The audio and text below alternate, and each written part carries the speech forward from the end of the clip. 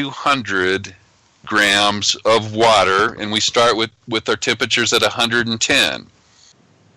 And as we would all know, that Melbourne water is 1 gram per milliliter. So if you work out that you need 200, what would it have been? 2 kilos of water. That's 2 liters. So 200 grams is 200 mil. Yeah, but didn't he say 200 times 10? Anyway. Yeah. Okay. So, I actually use a little bit hotter water because the GoFirm doesn't seem to dissolve very well, and I'm pretty sure that doesn't hurt it. I've always done it that way, and I just absolutely love the results, and so I typically start it at a little bit warmer to dissolve the GoFirm, and then once we get exactly at 104, that's then when I very lightly and politely sprinkle my yeast on the top. And I do it in a way, well, first off, I like to have a large vessel, a large container like a Corningware dish, and I like to have it warm too. If we start with 104 degree water, but it's in a cold container, that goes from 104 down to 80 right away. And I like it to sit at that 104 degree mark for quite a long while if we can.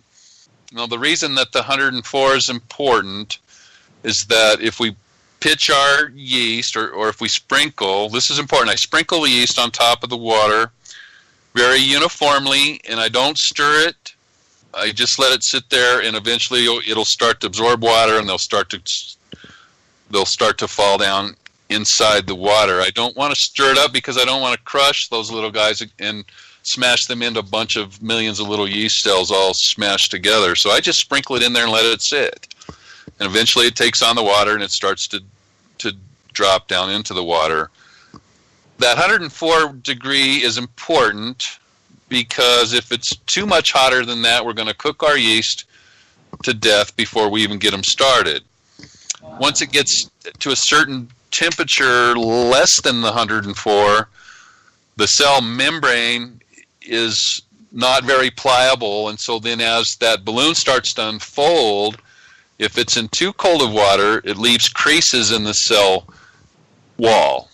And now you've got wounded yeast because in the too cold of water, when the balloon started to unfold, all of those folds left crease marks in our cell membrane, and we really want that cell membrane to be soft and pliable. And that's very important to understand when the cell membrane has not taken on the water, and I expect that we're talking in just microseconds here, but when the cell membrane begins to take up the water, it still doesn't have the ability to regulate what transfers in and out of the cell. Once that kind of takes place and it starts to form, then the membrane is actually designed so that it can act as a wall, and it'll keep the bad things outside of the cell from coming in, and it'll also contain the guts of the cell from leaking out into your must. But there is a small period of time when it can't do that when we were rehydrating. And so the reason that this works so well, and it's better to do it during the rehydration process rather than throwing in your nutrients in the lag phase, is because all of the GoFirm, all of those micronutrients in your slurry, will actually end up being absorbed onto the inside of the yeast cell before the cell wall formulates.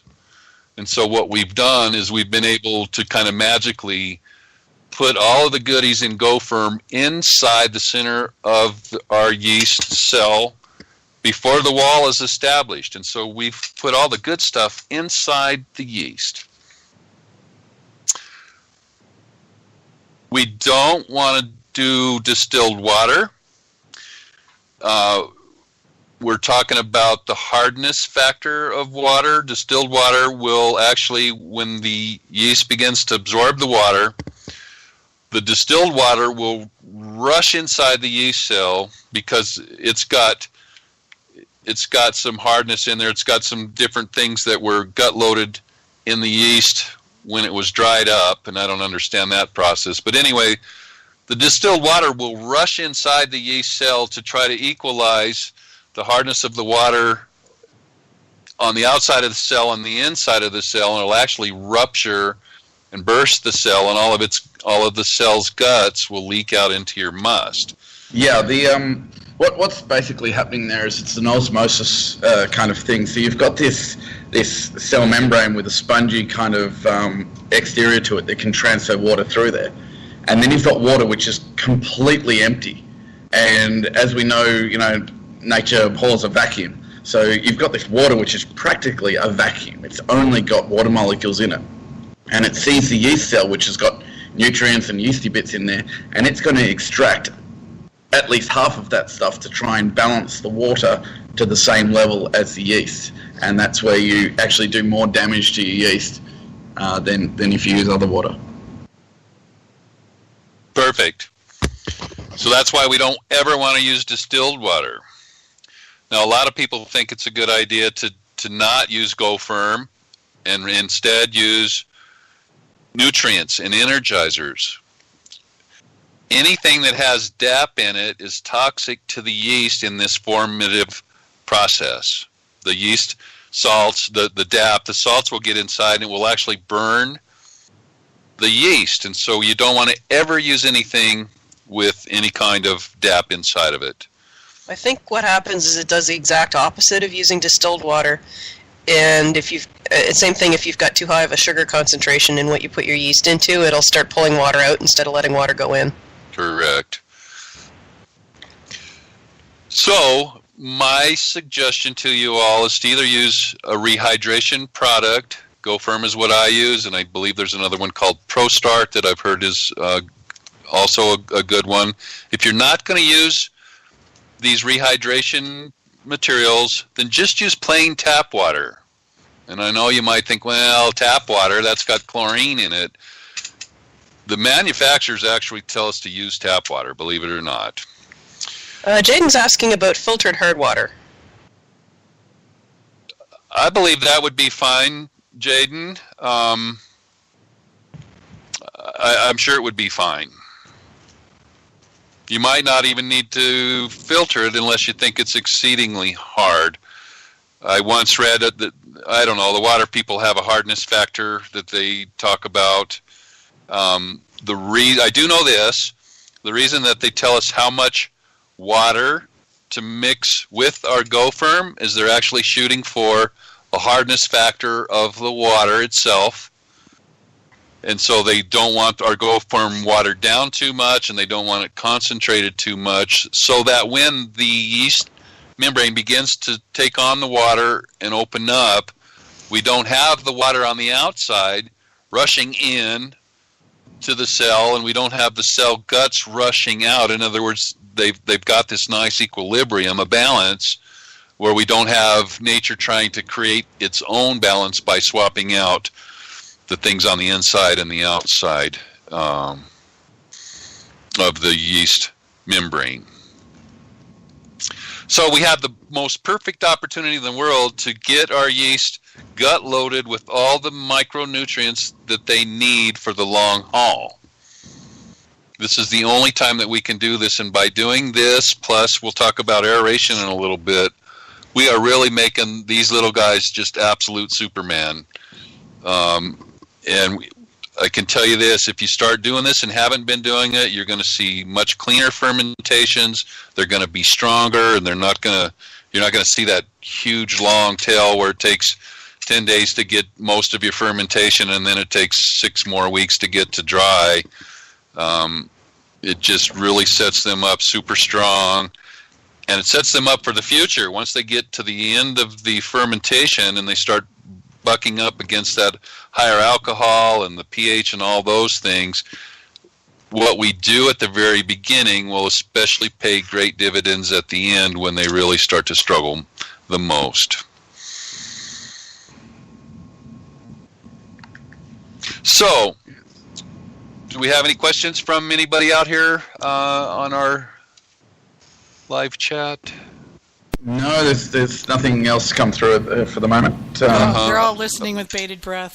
Okay, very good. And talking about our tap water. Yeah. So please don't use distilled water. Use tap water if you're not going to use any kind of a rehydration product, I strongly encourage you to buy the rehydration product. The cost for the product, the cost of all of our little powder bags that we buy are minuscule compared to the cost of our honey. And if you start making piments and you're buying wine kits, or you're actually crushing your own grapes, and of course you know how expensive fruit is, the little bit that we pay for an extra 2 or 3 packets of yeast at the beginning of our fermentation, and the couple dollars more we pay for Go Firm, and maybe a couple dollars more for the Fermado, those things are so small in the overall scope of the cost of our mead. To me, it makes no sense to not spend this little bit more to make our stuff really good. Now, one of the reasons that the mead of yesteryear used to take so long to age out and become drinkable is because when we don't give our yeast all the things that they require for their life cycle to go on smooth and without interruption and without stress, when we don't give them these things that we now are talking about giving them, they create fusels. And then it takes, the more fusels that you have in your finished product, the longer you have to age it out to get rid of those things. And if you have a whole lot of them, you can age it for years and you're still going to be able to get that fusel footprint in there. It's just not going to go away, contrary to what so many people think. So we also don't want to just sprinkle our dry yeast on top, because we're wounding the crap out of them by doing that. Now, one thing you will read, and it says that within 30 minutes we need to pitch our yeast. Okay, that's only partially true, and let me talk about that for a minute. The manufacturer actually gut loads. In other words, when these yeast are alive, and I don't know how they dry them up. I would love to learn that, and sometime in the near future I'm going to work very hard to get some of the PhDs from the different yeast manufacturers on our radio show so we can ask them all these kinds of questions. But when they actually dry the yeast up and so that we can take them in our little packets home and do their thing, they have enough food inside them that will keep them happy for 30 minutes once we rehydrate them. So your yeast packets always say that you need to rehydrate, let it sit for 20 minutes, and then within 30 minutes you need to pitch it into the must. That is true if you're not going to use any rehydration product. But since we are using this rehydration product, we don't need to care now as much about this 30-minute time frame. That's right. Yeah. So we now we're let off the hook, and we don't have to worry about this 30-minute time frame, because we've just given them a big backpack full of all kinds of super ingredients that they're going to be able to carry with them all the way to the end of the fermentation 3 weeks later. So now that we've got our happy yeast, we started with Go Firm. They got in their little bathtub and they started to turn into a yeast, and they created their cell wall, and now they have all this good stuff attached inside of them. We want to let them just sit and hang out for a little bit. And like I said, I try to set my system up so that that water stays warm for a really long time. When I first started, I would realize that, okay, I put it in at 110, and just a few minutes later, it was at 104, and because my pots and corningware and all that was cold, the water got real cold real fast. I like to make all of that stuff warm before I even start to use it, so that that temperature will drop very slowly over time. That's always important for us to understand, that the yeast don't really do well with temperature swings at any time in their life. So the slower that we can make our temperature changes, the better off it is for them. So now I want to talk about attemperation. What does that mean? We kind of talked about it in last week, and the example that I gave was when we as people get into the swimming pool. We don't normally just dive right in. We like to kind of sit on the edge and put our feet in, and then slip down onto the stairs. And so it's a process that we're getting used to the change from being up in the hot sun to being inside, hopefully, the cool water.